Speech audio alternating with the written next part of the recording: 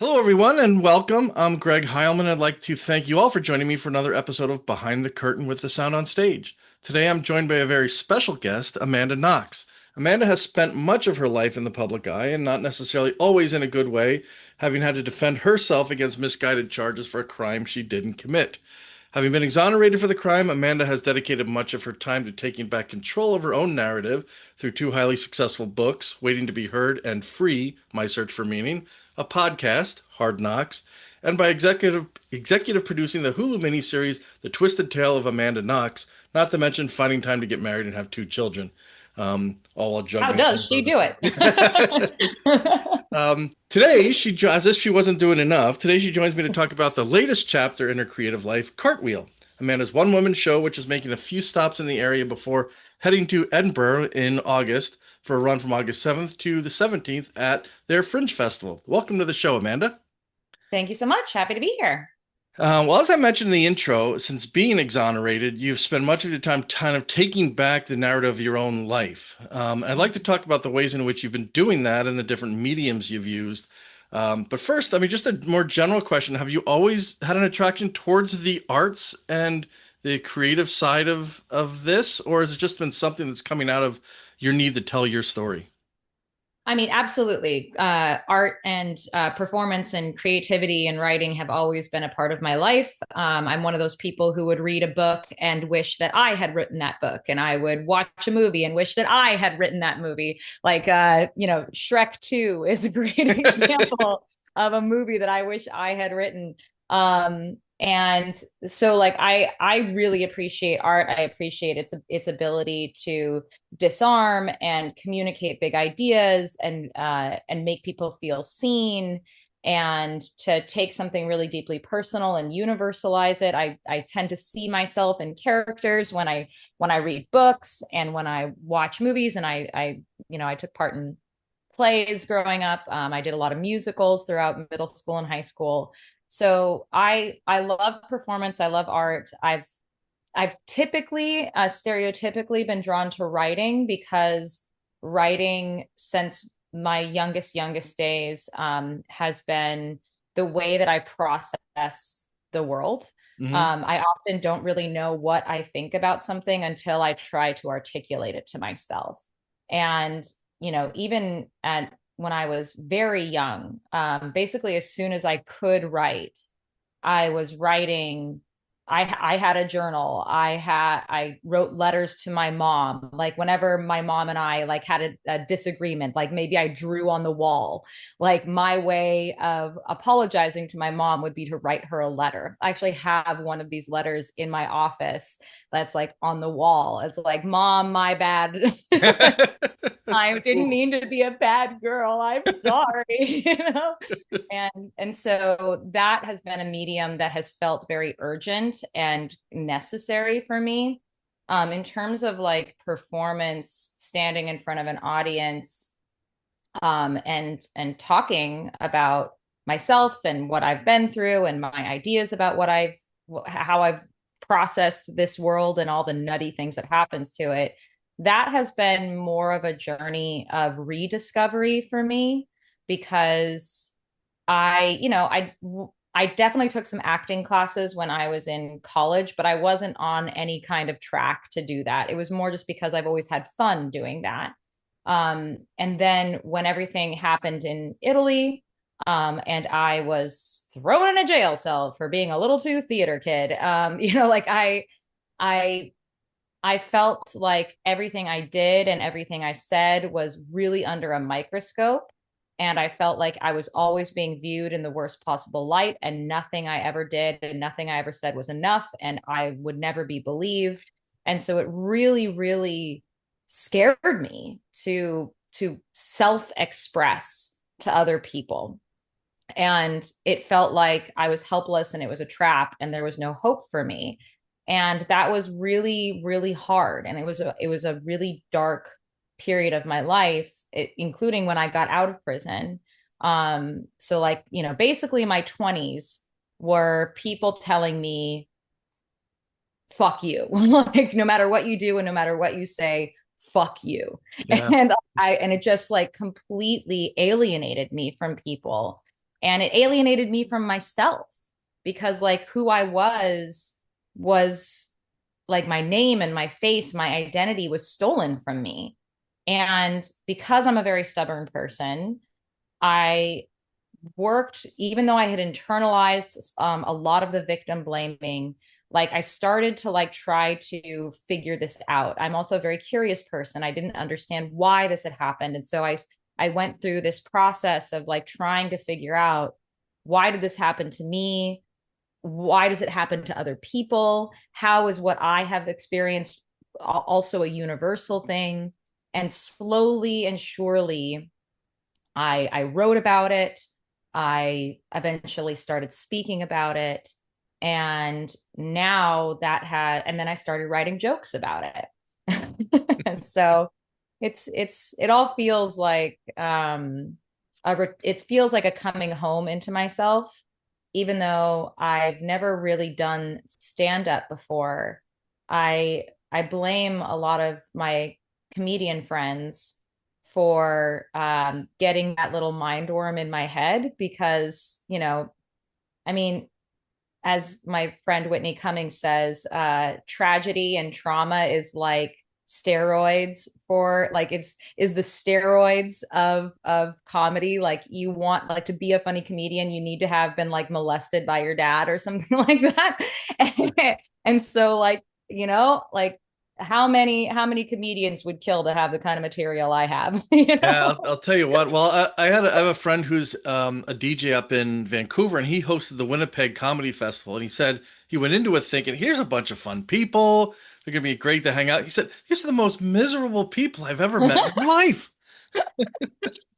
and but like there's something so great about your ability, like a comedian's ability to find all the cracks in reality and to find the absurdity and to find the thing that makes you laugh about the world and about people and about life. Like you have to be a really keen observer and you have to be able to like analyze, like you have to have a gut feeling like that something's off, and Hmm. then you have to be like why is this off, why is this absurd, why does this make no sense whatsoever, and why have we all just accepted this as normal? Like and like I love that process of analysis, and I love how deeply connecting it is. Like when somebody, like the best jokes to me are when somebody just like states the obvious that no one ever thought to say before. And it's just, I mean, that's like the process of truth, right? Like, they say that truth goes through three stages. One, it is like vehemently opposed and denied. The next stage is, oh God, what is the next stage? There's another stage in there where nobody agrees with it. And then finally, it's accepted as like self-evidently true.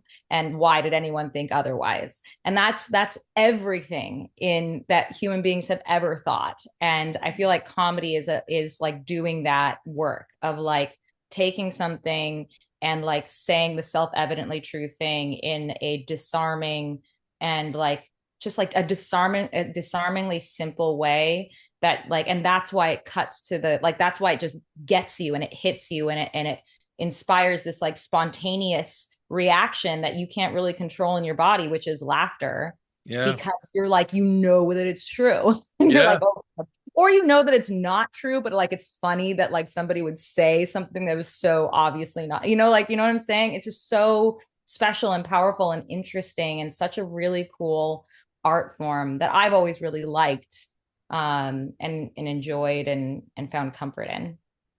Well, speaking of, I mean, did you ever, when you were going through what you did, because not the media loves nothing more than to beat people up and Mm. knock them down.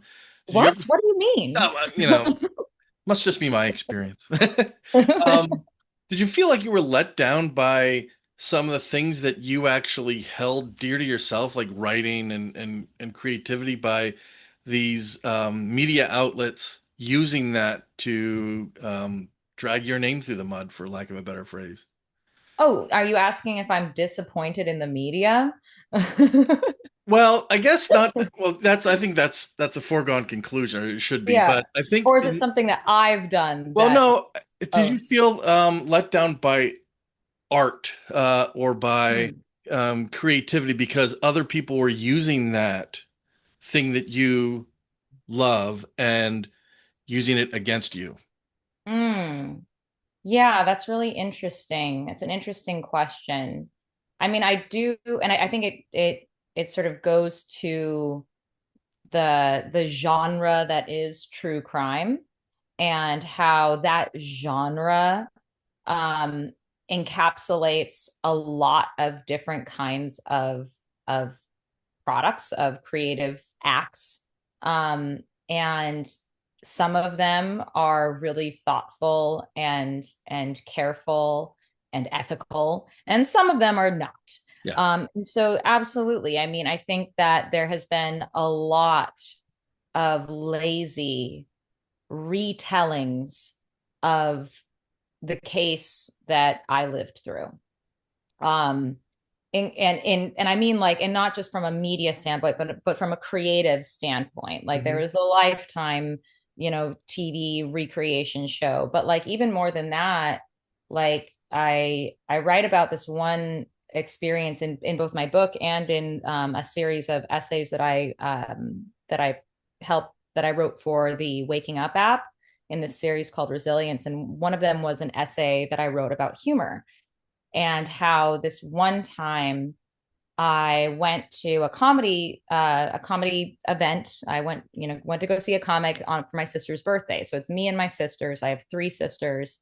We all go out to see my sister's favorite comedian.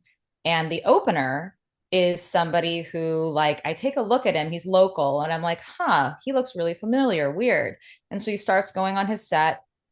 And then he gets to this point in his set where he's like, have you ever been in a room with someone who's famous and you didn't realize it? And then I got like a little bit of like hair prickling on the back of my neck. So I was like, oh no, I do remember this guy. And it was a person who he is a comedian who had a podcast because duh.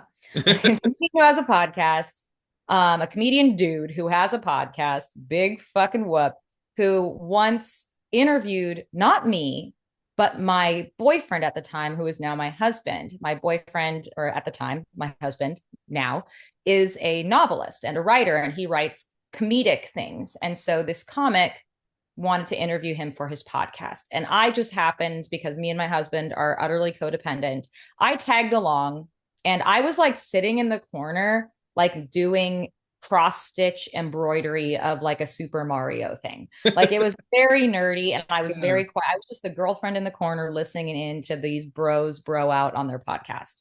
The end of this podcast happens, and this guy and his partner, they have like a partner duo, comedian duo. One of them goes and takes my boyfriend to the bathroom because they need to like use a key card or something. And the one is left in the room with me, and he's curious about what I'm embroidering. It's Super Mario. So we start talking about Super Mario, totally like chill, innocent, nondescript conversation. Well, fast forward back to this comedy club. This guy's like, I found myself in a room where I was interviewing a guy about his book.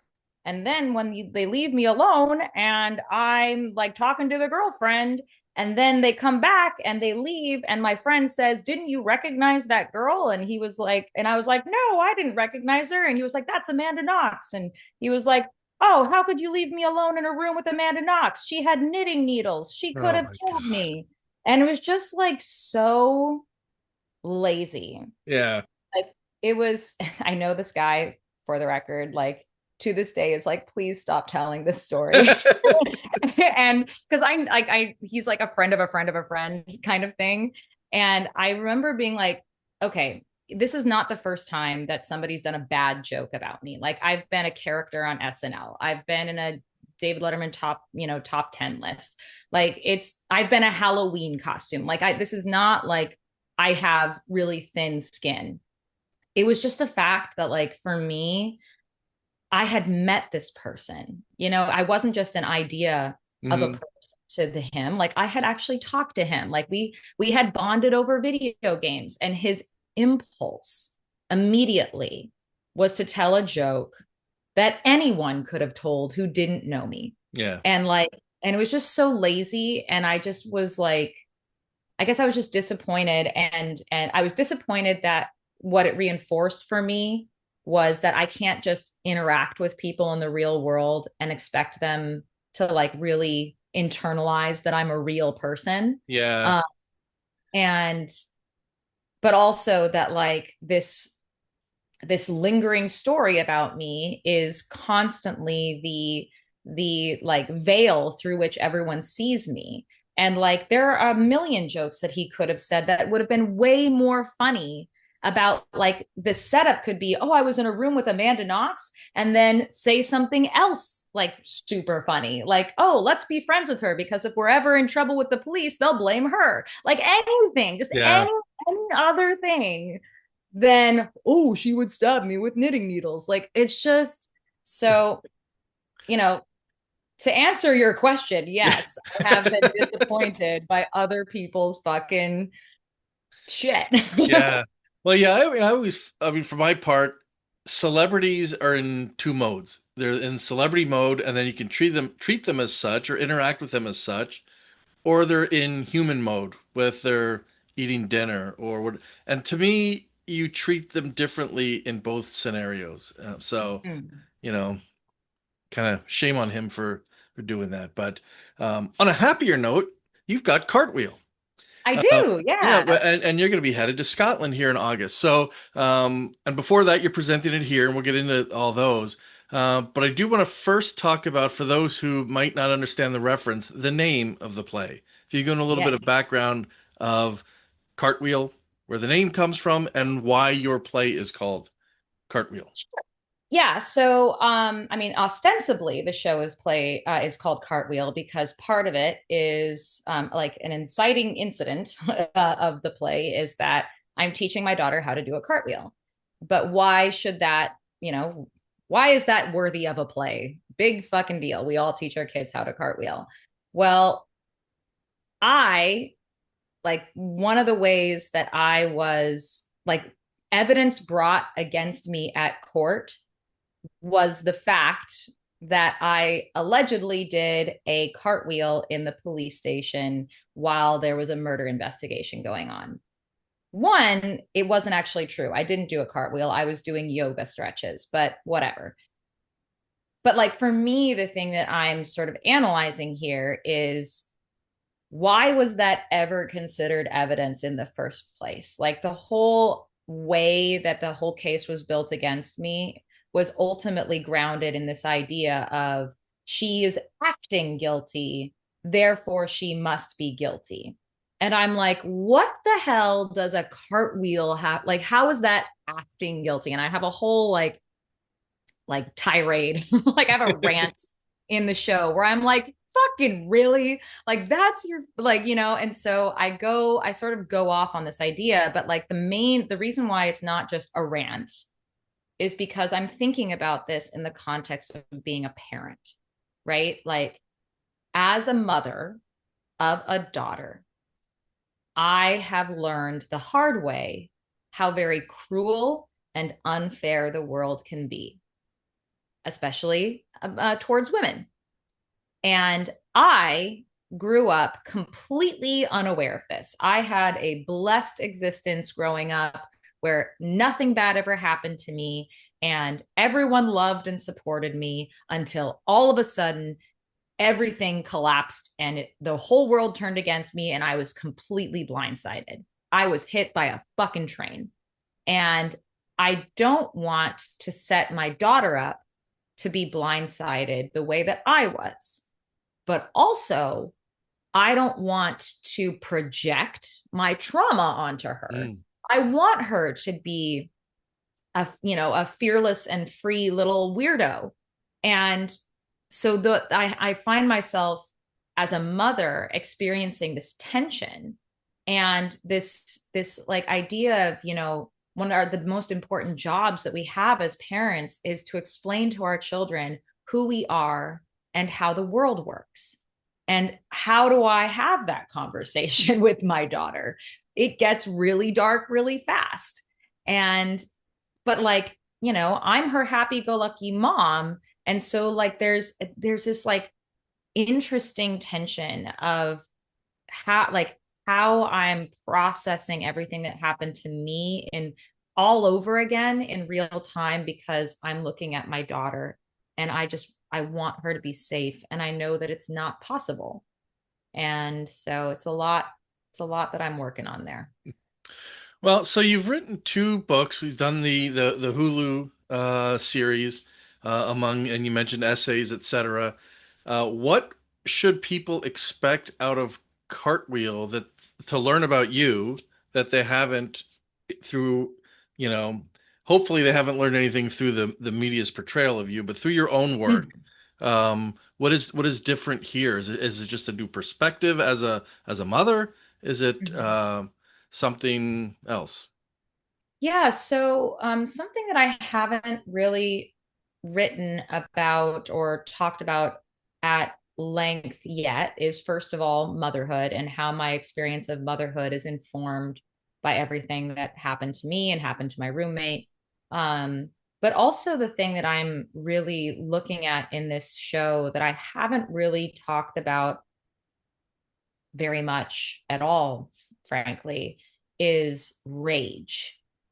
So like, and it's an interesting choice coming out of my book, coming out of having published very recently my book Free, My Search for Meaning, which is the story of my journey to reconcile with my prosecutor and to like do all of the compassion work one can possibly do towards the person who harmed you. Like that's a book that a lot of people think is about forgiveness. I try to sort of clarify that like I never set out to forgive anyone. I set out to understand them, but a sort of weird consequence of truly understanding another human being is that you end up feeling compassion for them. And so like I come out of that book seeming like I'm just a Zen monk. Like I am on, nothing can stop me. I am just the Dalai Lama of wrongful convictions. And I'm now subverting that in this show by really talking about this emotion that I feel and that I still struggle with, which is rage. And it's truly appropriate in a show about motherhood because mama bear instincts get activated. And I have a new appreciation, not just for what I went through, but what my mother went through throughout this entire process, and how I'm now living in this state of constant dread as a parent, waiting for the inevitable day that somebody hurts my daughter. Like I'm waiting for it. I know Yeah. it's going to happen. I don't know when. I don't know how. I hope and presume that she will survive it, but it's going to happen.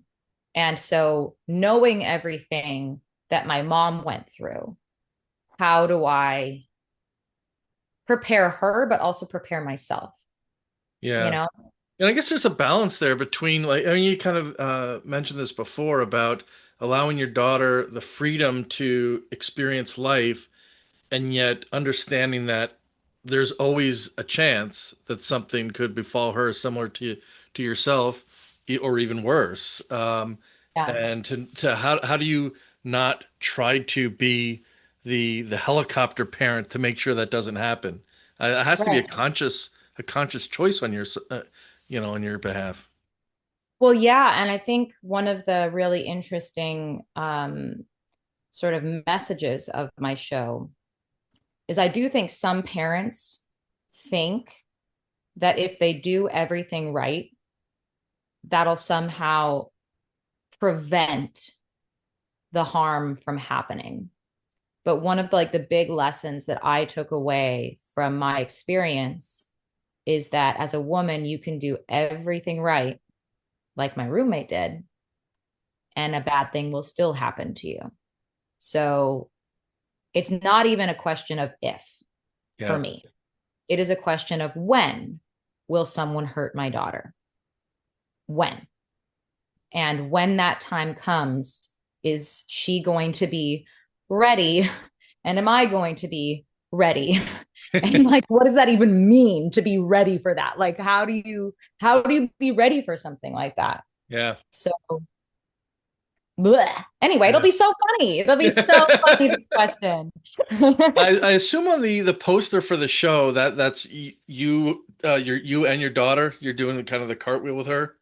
Yeah, and that was actually like not there's a funny story with that. So my original intention was to have it be a picture of me doing a cartwheel. So I'm in this like photo, like I'm in this tiny closet of a studio doing cartwheels, and my daughter, who follows me everywhere and wants to do everything I'm doing, she was there and she was watching me do it, and she was like, I want to do it, I want to do it. And so I started showing her how to do it, and the photographer just kept taking pictures. And when we saw the picture of me like helping her turn into a cartwheel, I was just like, that's the show.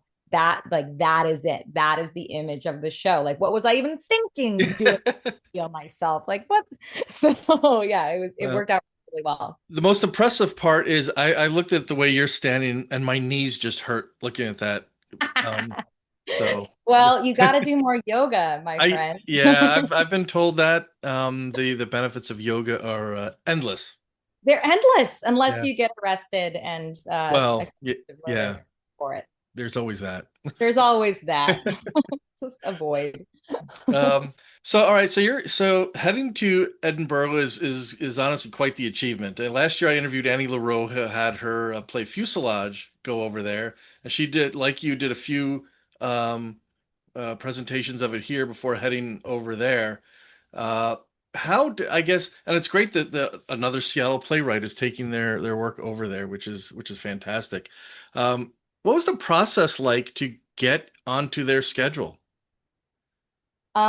Well, so I mean, the way that you go about it is you have to like the way you get it there is like you have to have a venue agree to host you, right? Now, thankfully, the entire city of Edinburgh becomes a city of venues. Like everywhere from closets are turned into venue, like everything. I actually had somebody, a producer, reach out to me after he had seen me do a comedy set in California, and say, hey, I produce shows at Edinburgh Fringe and I could introduce you to some people.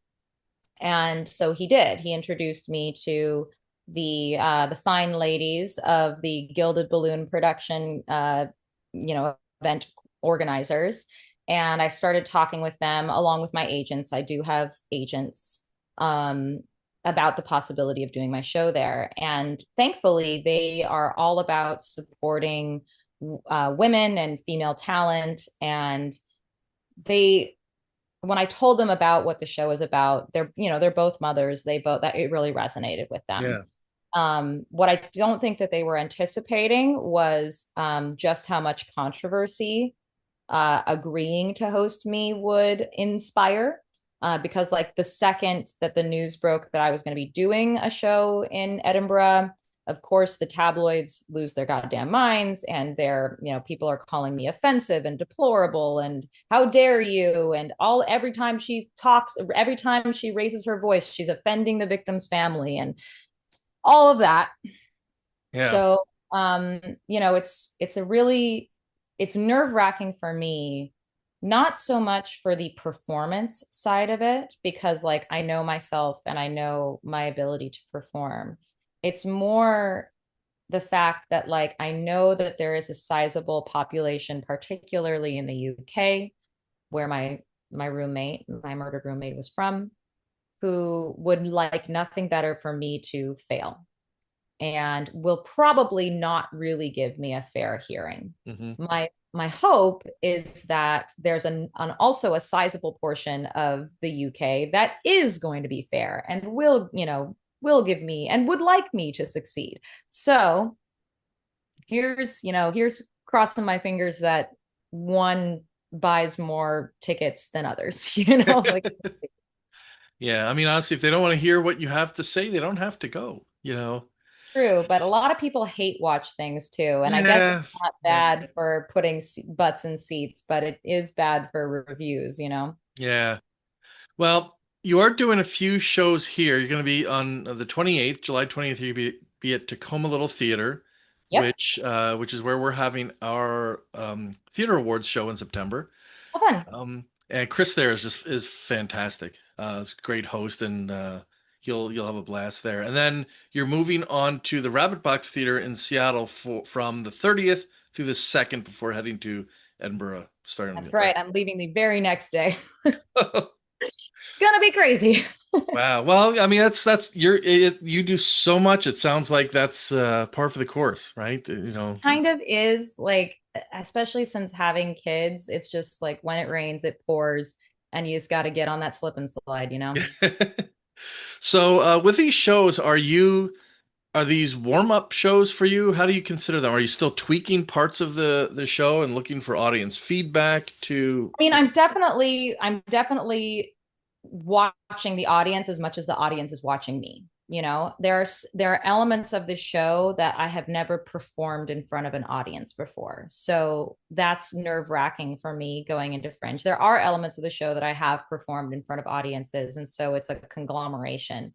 But most of it is new material that I've been thinking about for a long time, but that I haven't really I haven't really gone to an open mic to just like test it out. Mhm. And it all is a kind of it the show does have momentum. And so there are like callback things that I get to. So it really makes sense to just like put it out there in its entirety in front of an audience, so that I can get feedback.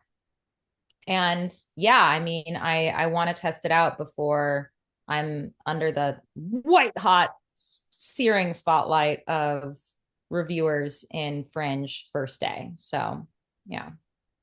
Very cool. So, well, I mean, I'm confident that it's going to be a success. I mean, from your books and all the other stuff, the way you have of your knack for telling your story is very engaging. So I can't wait to see this. I'm going to be at the Tacoma Little Theater show on the 28th. So can't Yay. wait to see that.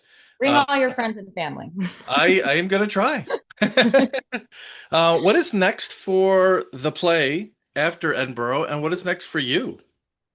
So, right now, I am in like a fugue state and I'm focused on Edinburgh.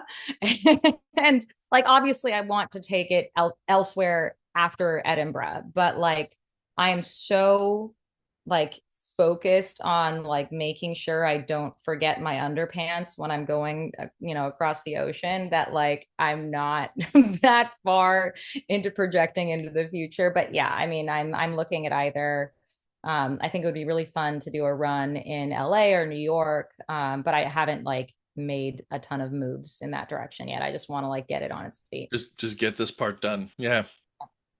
Okay, so your website and is amandaknox.com, and we'll link Mm-hmm. that in the show notes. Where else can people go to keep up with what you are doing? Social media? I mean, definitely my website is the best place because it's where everything is. But if you're an Instagram person, my handle is at Amama Knox. I'm on Blue Sky. It's at amandaknox.com. I'm on Twitter, although not really all that much. And that's at Amanda Knox. But I think that, I mean, again, like if you just want to like find all of my stuff, including my the press states and the performance states and all my written stuff, you can find it on my website at amandaknox.com. Perfect. Well, Amanda, thanks again for taking the time to meet with me to discuss Cartwheel. Like I said, I'll be at the Tacoma Little Theater performance, and I can't wait to see it on the 28th. And I think I can speak for everyone listening to say how proud we all are of you that you've, for yourself, taken control of your own story the way that you have. Oh, Um, thanks. I the appreciate that. no, yeah, it's quite. It's not. I think your strength comes through in just that, your ability to do that. Oh So yeah, you know what it's like if there's anybody who would probably want to crawl into a hole and die, it's her. Look at her, look at yeah. her go. She's like the groundhog that won't go back in. But the good thing is you're not letting other people drive your story. So I think that's the good part here, among others. Yeah, fuck But 'em. yeah, yeah, exactly. That's the lesson from this episode. I'm just fuck 'em. Yeah. So the play is Cartwheel, and you can catch Amanda performing it at the Tacoma Little Theater on July 28th, the Rabbit Box Theater in Seattle from the July 30th through August 2nd. And if you miss those, it's not too late to book your flight to Edinburgh to catch her run at the Fringe Festival from August 7th through the 17th. Thanks again, Amanda, and thank you all for listening and supporting the sound on stage and helping us in our mission of shining a light on every stage.